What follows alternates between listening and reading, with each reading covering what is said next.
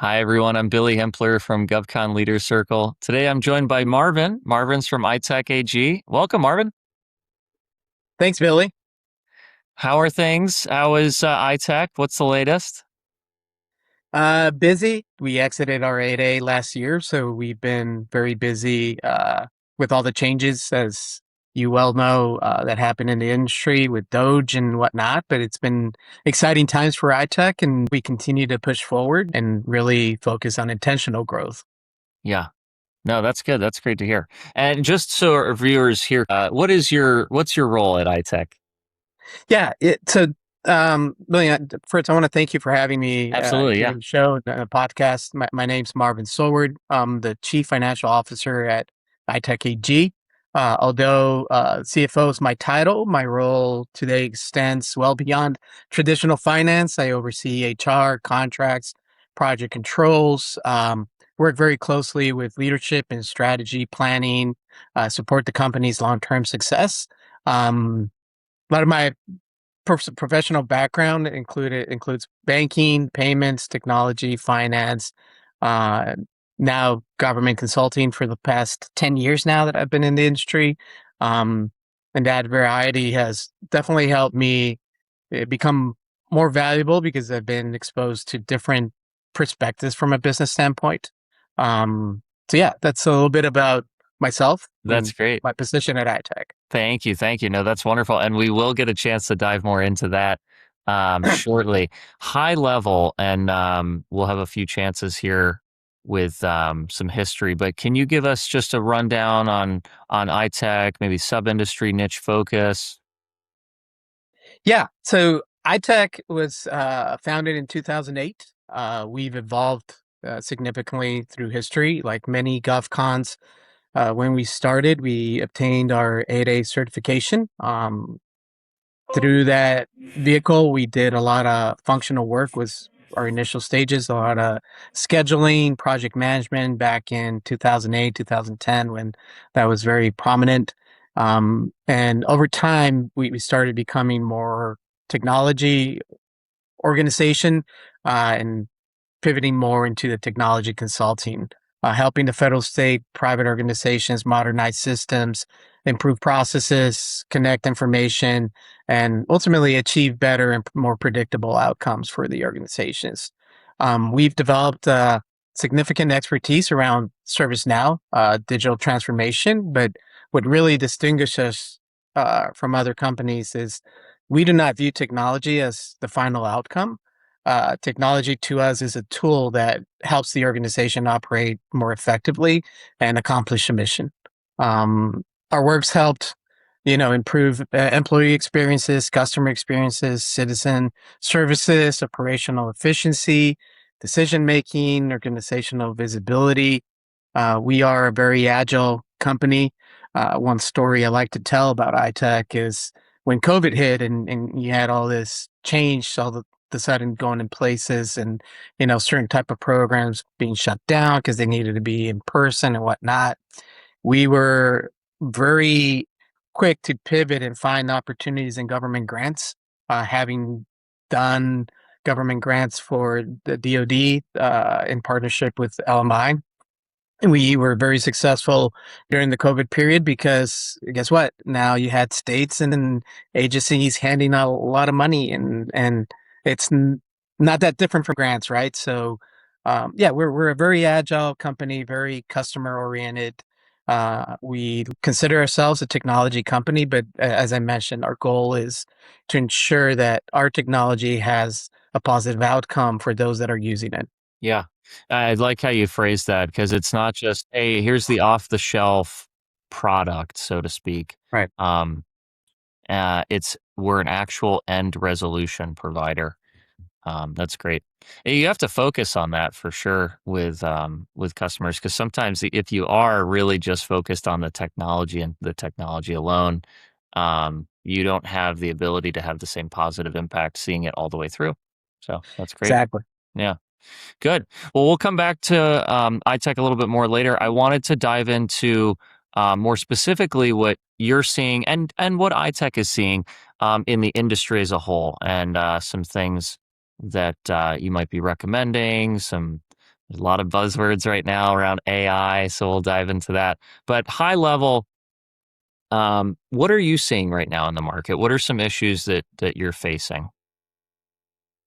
Yeah, I think right now, obviously, Doge has been, I guess, the biggest disruptor in the market last year, and I think from a business perspective, the themes we are observing, are a lot of talks about speed, efficiency, accountability, commercial innovation, time to value, measurable performance.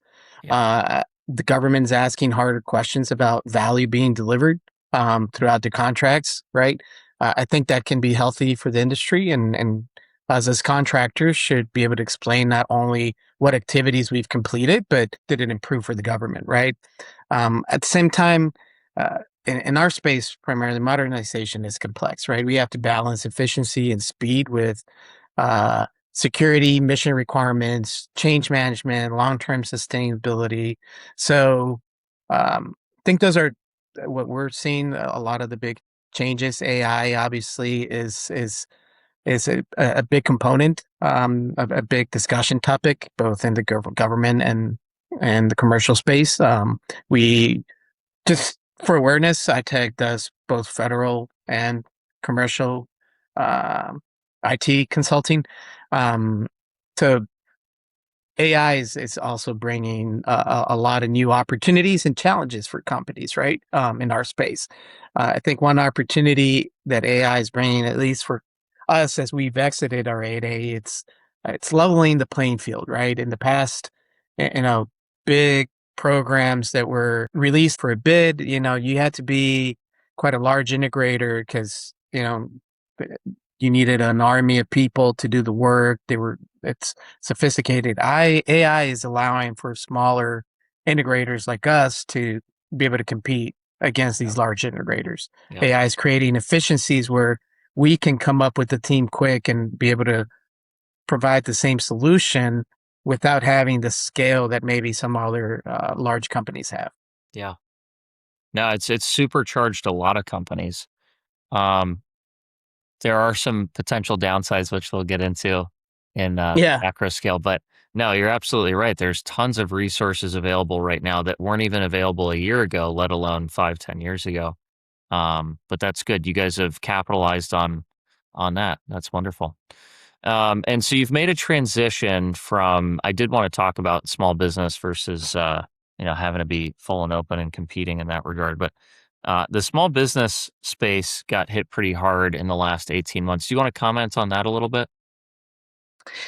Yeah. I think that the biggest change and the most challenging change for small businesses is the change in procurement from the federal space, in my opinion. Obviously, the whole merit view from the government, right? And you don't get an award because you're an 8A. You get the award because you're the right choice, the right company.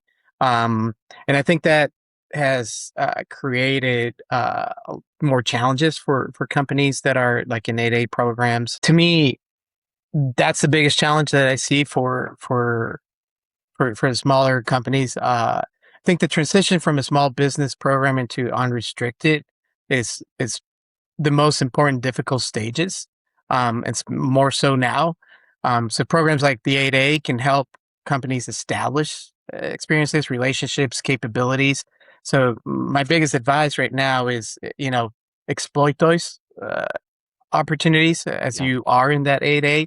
Because when you transition, you're going to have to go through a change of mindset, right? It's a different way of doing business, a different way of uh, working with the government, procuring, and how you do your day to day. yeah, yeah. If you're too heavy transactional, you don't really get a foothold.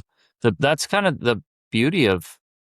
I think you were alluding to that there, getting your feet under you as a small business 8A, and then hopefully that those have carried through when you are having to compete in a different way, and it's not just a transaction. It's, hey, we are going with this person for the relationship. Right. Yeah, yeah. All right. Well, fun questions, and I certainly have a variety of answers, but wanted to uh, point them to you here. So the best thing we've seen out of AI is a lot of the stuff you just mentioned. What is the worst thing we've seen out of AI so far in the last? We keep it to 12 to 18 months. I think AI's. I think a lot of companies. The worst that I've seen. I can give a specific example where I read this one company's built an AI agent. They had a software they sell to car rentals. And the agent decided to go rogue and started deleting their database. Mm, Um, and within hours, it had deleted the whole database. And now the car rentals, people were showing up to return the car. They couldn't get to their accounts. They couldn't deal with it. Like it yeah. was kind of scary, right? So Yeah. there's those type of stories. But I think uh, the biggest issue I've seen with AI is how companies have approached the implementation of AI or the incorporation of AI into their organization.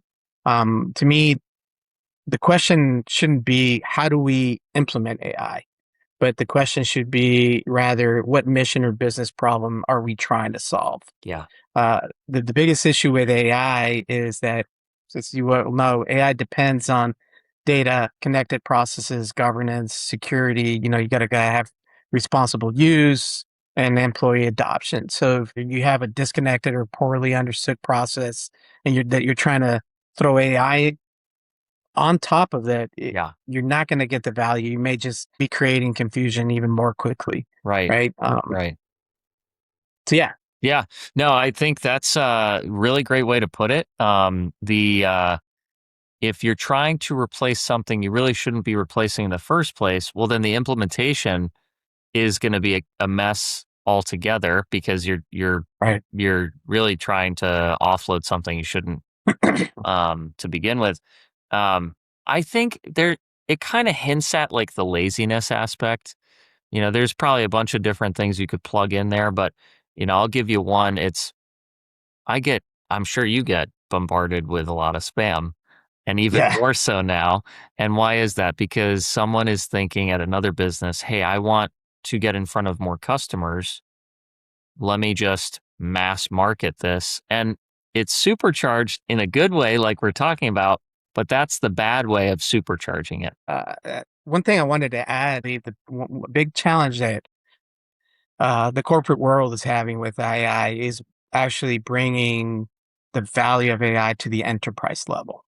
I think AI's value right now is very um, situated at the employee level. So, to me, everybody's using AI, Yeah. whether the company facilitates it to them and adopt LLM, whether it's OpenAI, Claude, Mhm. or Copilot, and make it available. Or Yeah. I'm sure the employees are more than happy to pay for these solutions because it makes their day to day easier, right? Yeah. Uh, and these employees, they're getting the value, right? They're doing things quicker. They're finding more time in the day, right? They're able to get through their day probably quicker, Yeah. get it early off on Friday. The biggest challenge is going to be how does the corporate world push that value up to the enterprise level so Mhm. that the enterprise is getting it. It's not just an employee level uh, ROI, essentially. Right. Yeah. Because once you push that up and it is I hope no one's going, "Oh, dang, they found me out." But, Yeah, uh, they're not gonna necessarily be going, "Hey, I've got now Fridays off." It's what else can you right. get done on Fridays? It's to use Exactly. your metaphor example there. Um, well, good. Yeah, there's so much more we can dive into on AI. I do wanna leave some time for talking about you. So pivoting Sure. here, where are you from originally? From Bolivia. I was Okay. born and raised in Bolivia. Yeah. My mother's side of the family, they're from Bolivia. My dad's from Texas. He's born and raised in Texas, Yeah. from the U.S.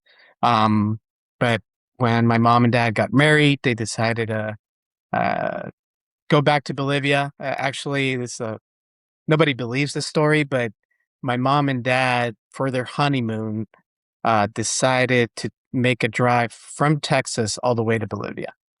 Oh my gosh. And that was a 3 month drive. And whenever my mom tells a story or he tells of all the places they saw, and, as they were going through Nicaragua and they had to wake up and get out of that country quickly because Civil War or whatever was starting, and, the Oh my experience they had goodness. at the, it's several years ago, right? Yeah. So they didn't have phones, they didn't Yeah. have MapQuest, they didn't have Right.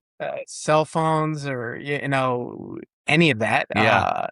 So yeah, Yeah, and that's how they they got ended the up. globe. They got the globe on the Yeah, passenger seat. They're spinning. Okay.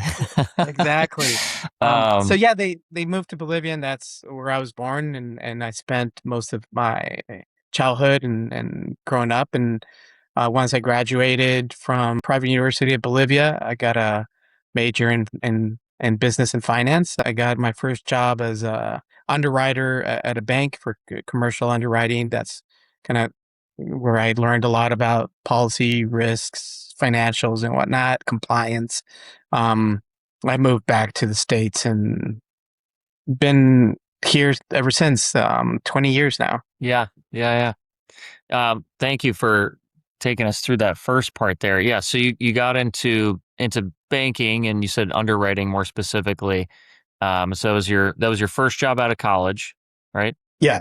And then was it CCG or did I get that right? Yeah, CCG Technologies. Was that the one right after that? Yes. I had a job as a sales position Okay. selling software, Hmm. but that was short lived. And then I found this opportunity at CCG as a bank manager managing relationships. So Mm. CCG, they were a payments company, Okay. credit card processing company, Yeah. and they did a lot of the high risk, more e-commerce of the day back in the day. So not sure if you're aware, but payments, credit card processing before Amazon, several years ago, banks did not like e-commerce. To Sure. them, those were high risk transactions, Yeah. right? That's where all the disputes, the chargebacks, the losses occur, and banks were like, we like brick and mortar, Yeah. right? We'll give you the terminal and all day long, and you can swipe and sign for purchases. We'll let other companies absorb the risk of the card not present, and that's essentially what CCG was. Got it. And in that, not every bank wants to sponsor credit card process. Didn't want to sponsor credit card processing for e-commerce. Yeah. So we work with, depending on travel agencies that were always viewed as very high risk, right? There were specific industries that, for card not present, they were viewed as very high risk, and certain banks were like, no, we're not going to be the merchant of record for them. Yeah. So we had to establish relationships with banks that were willing to have more of that liability, and those were offshore. And because of my background and having experience work with banks and being bilingual, Spanish and English, and they were working with several banks in Spain, Yeah. the opportunity landed as a good fit, and that's how I started a venture in that industry. Got it. Yeah, and you did that and that industry for quite a while. Do you want to just take us through to I think it was Payprin, right? The company that you'd started? Yeah. So I moved to Florida to work for CCG. Was there for about 2 years, I believe. Hmm. Um, my my manager at the time, he was there. He found another opportunity in Texas for a telephone billing company. He recruited me over, moved to Texas. As I said, my dad's family and my dad, they were from Texas, so it was a nice move because I was back close to family again. Um, Worked at BSG for about 2 years, and then my current manager at the time, he left, and he's like, "I'm going to start my own company." And one thing about me, I've always been curious about businesses. Like I've always been an entrepreneur at heart, and in fact, in between working at BSG in Texas, I actually started two companies with Frank, the individual who was my manager, and the other coworker. and we built payment principles. And I worked there as the chief COO for about 3, 4 years. And then I started evaluating what my next step or my next opportunity was going to be. And Mhm. I still stayed close to Frank and Walter, who are the owners of iTech. And, in conversations, they would always talk to me about the government space and what they were doing. And I always found interest and an opportunity opened for me to kind of redirect and start a new career path within the federal government contracting space. Yeah. Well, so outside this area, geographically, the DC area, people are like, "What is government contracting?" And if you're in Yeah, it, you're like, "Okay, you even when you're in it, you only get so much." Um, so that kind of answers how did you get into it? Because a lot of people fall into it by accident. Maybe right. you're from here and it made sense, or but outside the area. So, but you were drawn to this with your previous relationships with Frank and Walter. Yeah. Yeah. Yeah. As I mentioned, I always considered myself an entrepreneur first. Hmm. I didn't necessarily follow your traditional, you know, corporate ladder rule to become a CFO. It kind of happened through not a set of steps, but multiple steps and experiences Yeah. that I was privileged to be exposed to. And more than the industry at the time when talking to Frank and Walter was the opportunity to come join a company that was growing and be able to create an impact and find ways to further help iTech grow. And that caught my attention. I'm like, I'm sure I can find that same sentiment that drives me, uh, curiosity. I'm going to be learning something new, new challenges, and how can I make iTech grow and work with Frank and Walter and the rest of the team Yeah. on a company that was, because I joined in 2017, so the revenues were probably around 2, 3 million at the time, and it's great seeing looking back how much we've grown, and how much we've done, right? But yeah, that was the first interest. Obviously, I knew about government contracting through Frank and a lot of friends that I have in the DC metro area. Like you said, that's a lot of what people do here. So, Yeah. but my first experience was with iTech. Got it. Yep. And it's almost been 10 years, so you're Yeah, liking it. yeah. Yeah, that's good. Well, and so you started as not quite CFO, but director of finance. You had kind of in between, and you moved your way up to CFO. Many of our viewers um, are trying on that path to get that next role. Whether it's, hey, I'm an accounting manager now and I want to get to controller, or director of finance, I'm Mhm. training to CFO. And so in your case, the opportunity sounds like you were probably doing a really good job, and they moved you through all the way to CFO. Do you want to comment on that a little bit, and maybe the things that you struggled with that you learned and overcame? Yeah. So for me, it wasn't necessarily a large leap to a CFO role, right? Like I mentioned, it was more of 100 smaller steps over the years. Yeah. Um, I think one key thing that helped me succeed in getting to CFO level was accepting responsibilities before I even had the title. Right, I learned areas of the company outside of finance. I was willing to step in and lead HR, contracts, project controls, operations, sales, helped strategy, executive leadership as opportunities presented where I saw the company needed help or a volunteer essentially. I wasn't afraid to raise my hand, step in and charge with that, right? And that helped me also learn that financial information is only valuable when people can understand it and use it to make a decision, right? And me being exposed to the different areas of the business, HR, contracts, and whatnot, kind of helped me get a more holistic, broader understanding of the organization. But the biggest recommendation I'd have is, don't be afraid to accept new responsibilities.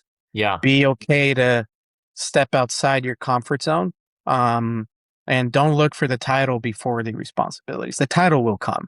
Yeah. And it comes quicker when the organization it's like, oh, we think we need a CFO, and they're like, oh, he's already doing all that, Yeah. right? It just makes sense to name him the CFO. Right. So, yeah, Or you could say, hey, we don't need a CFO. Marvin's already doing the job.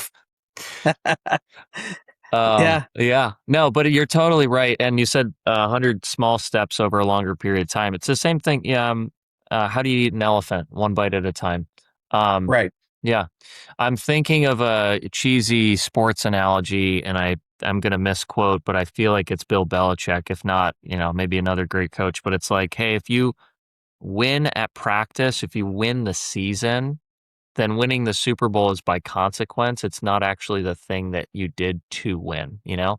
right. And it's but yeah, you're already doing the CFO job. You're taking on the responsibilities before making the ask. It's a lot easier. Well, good. Anything else you want to add on your background, your history getting all the way to today? Anything else you think would be good to share with our viewers?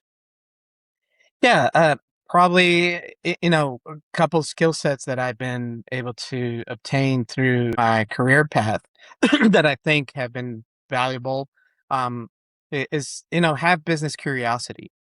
Try to understand the business that you're in, how it works. Not only the financial department, right? Like I said, feel comfortable to step outside your finance world and understand the other areas of the business. Yeah. Communication skills are very important. Hmm. You got to be able to translate financial information into business decisions. You're not there just to demonstrate how much finance terminology you know, but how what you're presenting is going to help the organization and what the information means. Um, Always strive to build relationships. Right? Those are very important and key to people's success as well. Well, it sounds like it made a huge impact for you, keeping a solid network throughout the years. They already know you, it's hard when you're interviewing people and you're only getting to know them through the interview process. If you already know somebody, man, it's a slam dunk. But yeah, your network, Yeah. having your network work for you. We know all about that in recruiting. Good. Well, any other points on iTech you'd like to share? Anything else? Anything you guys are working towards second half of the year here? Obviously, hoping for some big growth, some wins. Yeah. We continue to push forward. This year, we've really strive to diversify our business. So we are venturing a lot more into the commercial space, not only federal. So we are pursuing a lot of state and local. While yes, you can look at them similar to federal, but they behave very differently. They don't have the FAR and all these other things governing the way you do Yeah. business with them. And it's very interesting to see how from state to state they're so different, right? Yeah. Some are very more traditional government mindset structure. Others is like you're working with a commercial business. Other than that, yeah, we're pursuing commercial opportunities a lot through our ServiceNow capability. We are a ServiceNow lead partner, and we work very close with them and multiple different type of opportunities in the federal space, and now trying to expand that capability into the commercial space. Excellent. No, that's great. Marvin, thank you so much for joining us today. I really appreciate it. Yeah, no, thanks, Billy, for having us. Appreciate the invite, and hopefully we get to do this in the near future. Absolutely. Hopefully, we'll see you at some events we're hosting. Well, if you enjoyed this, please like and subscribe. I'm Billy Hempler with GovCon Leader Circle. Have a great day. Thank you so much. Thank you.